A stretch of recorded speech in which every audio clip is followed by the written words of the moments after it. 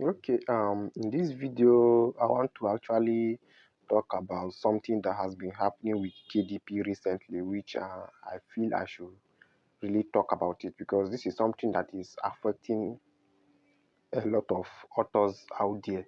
Like recently, I had this experience. I have been publishing on KDP for more than 4 years now to 5 years. So I have experienced a lot of things with KDP, and but this particular time it has gotten to an extent whereby I just need to talk about it. At least this might be helpful to certain authors too that are actually using KDP or looking forward to publishing with them in the coming days or maybe in this particular period.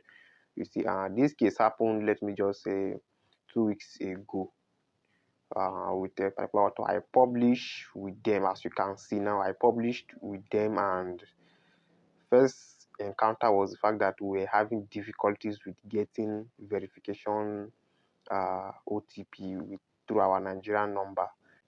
When you want to know that there is a problem with KDP, especially when it comes to the aspect of publishing books, first point you have to know is the fact that when you see KDP stop approving or sending SMS to our phone numbers, to our Nigerian numbers or African numbers, then you should know that there is something happening, and it drives down to the point that even when you publish a book, it will now become another issue for it to be approved, or it will get blocked, or your account will get restricted, and issues like that.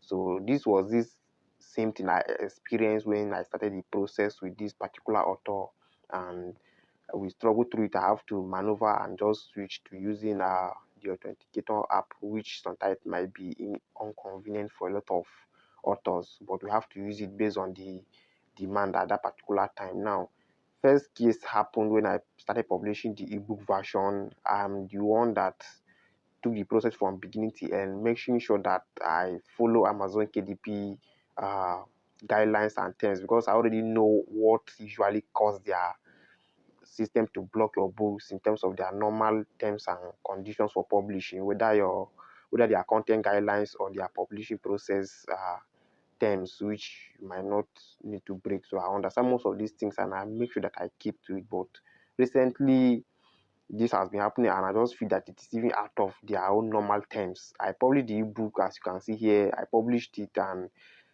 they blocked the first ebook version, which I now have to resort to reaching out to them for them to appeal the review and revisit the blocked book.